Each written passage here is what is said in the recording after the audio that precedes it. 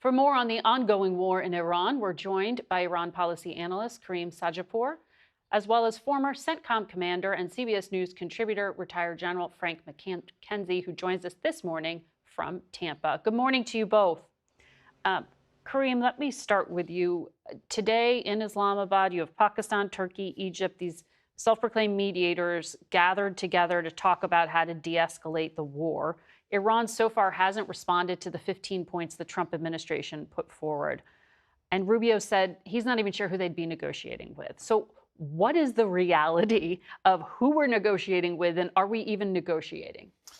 Well, Margaret, this is a regime, the Islamic Republic of Iran, which came to power in 1979, taking American diplomats hostage, and now they think they have the global economy hostage. And they're fighting a war of survival. They're also fighting a war of revenge against President Trump.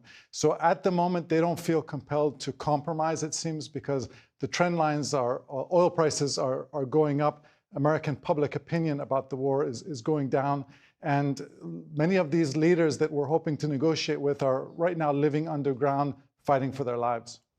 Well, to your point on that difference, that asymmetric difference in power, General, I want to bring you in here because one of the things that Iran had been waiting to do was activate its militias, or the militias it supports in Yemen, the Houthis. Over the weekend, they jumped into the fight and fired on Israel. Do you think that this is a game changer, given that they could not just disrupt the Strait of Hormuz, but another passageway through the Red Sea? Margaret, I don't think it'll be a game changer.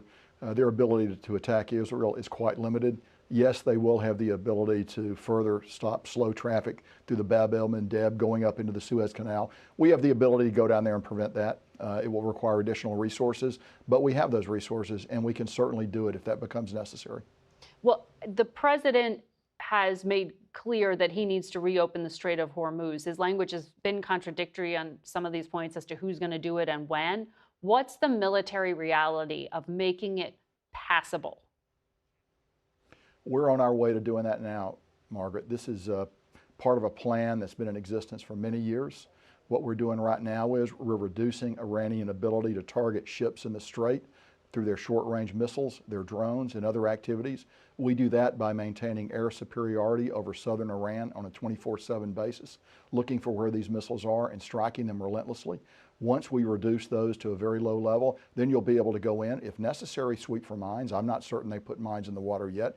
I predict eventually they will. It's their nature. But we have the ability to do this. We're on plan. I'll be honest with you, Margaret. I've simulated this many years in many positions at Central Command.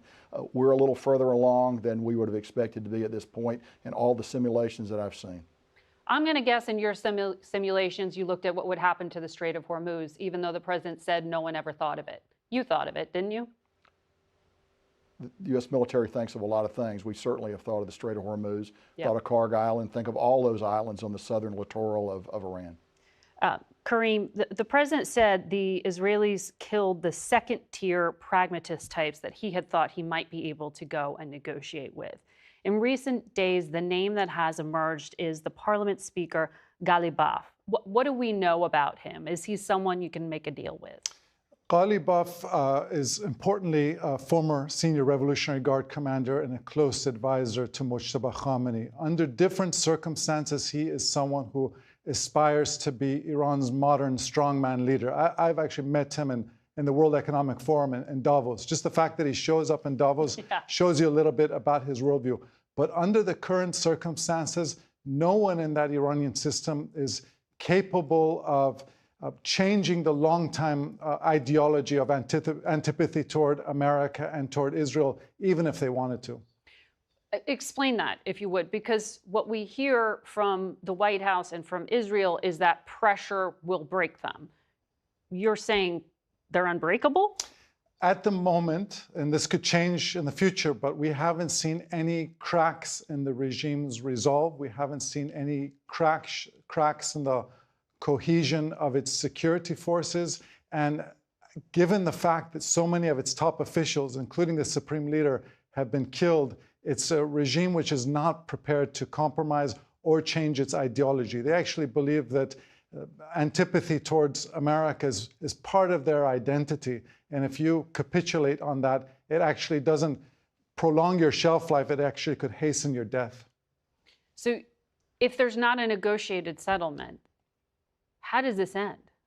I don't see any possibility of a resolution to this conflict. I think the US and Iran are miles apart when it comes to their goals here. Now, I think we could see a potential ceasefire that opens the Strait of Hormuz, which would shift this back from a hot war back to a cold war. But there's no possibility, in my view, so long as this regime is in power, of a US-Iran normalization.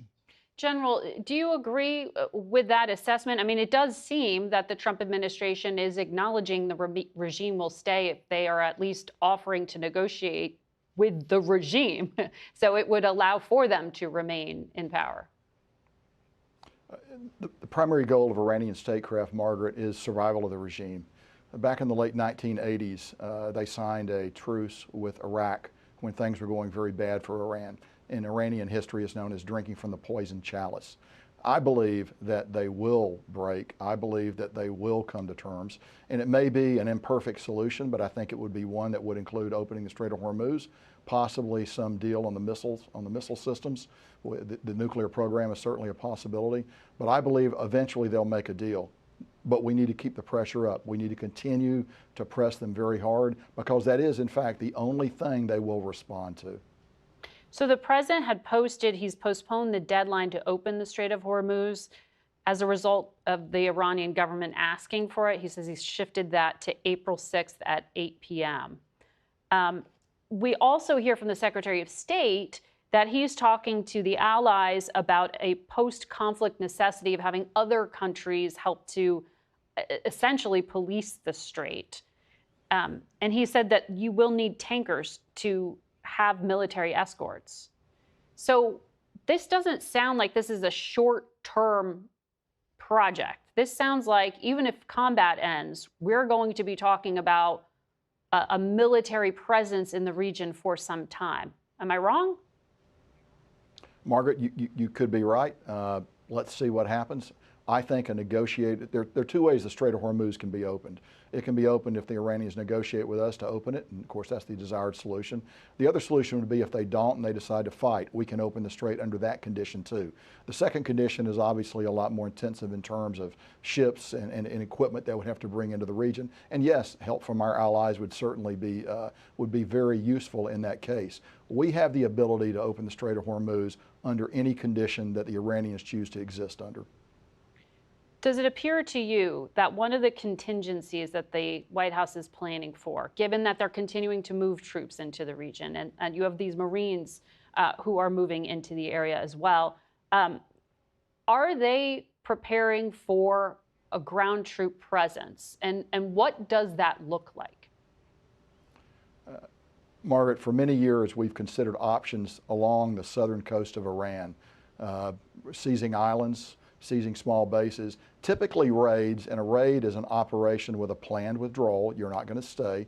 But some of those islands you could seize and hold. That would have a couple effects. First of all, it would be profoundly humiliating for Iran and would give us great weight in negotiations. The second, the example of Karg Island, which everyone talks about, if you seize Karg Island, you really can shut down the Iranian oil economy completely. And the beauty of seizing it is you're not destroying it. You're retaining it for further use by the global economy and possibly for return to Iran under certain conditions. So all of these things, these are not back of the envelope calculations. These are things we've been working on for many years. And I think we're right to threaten the entire littoral, to hold all these options out there. And I think the president's message is spot on when he talks about all these alternatives. But can he achieve his goals without ground troops, which is what the Secretary of State says? And how does this end? How do you call this a success? Sure, I think a success looks like the Strait of Hormuz is open. We get some kind of deal on the ballistic missile program, some kind of deal on the nuclear program. That's probably about as much as you could hope for. But I think they're very discrete things that, for me at least, from an operational military perspective, would look like victory. I believe all of those things are actually within our grasp. We just need to continue. Iran will ultimately respond to the use of force. They know and understand it, perhaps better than we have in the past. This administration is willing to use force. Other administrations have been thoroughly deterred by Iran. President Trump is not deterred by Iran. Yeah. Well, the president says he wants a deal, even though I know you think that's going to be pretty hard to get to. And he said Vice President Vance is going to be directly involved here, Karim. What does that signal to you? Well, the Iranians actually want to negotiate with Vice President Vance for a couple of reasons. Number one, they think he comes from the anti-war wing of the Republican Party. And number two, they think because of the fact that J.D. Vance wants to run for president, he's incentivized to want to wrap this war up pretty quickly. And I agree with something General McKenzie said, which is we know over the last 5 decades that this regime is only compromised under really clear circumstances, when it faces existential pressure coupled with a clear diplomatic exit. I think it's feeling existential pressure. I don't think they've yet seen a clear diplomatic exit.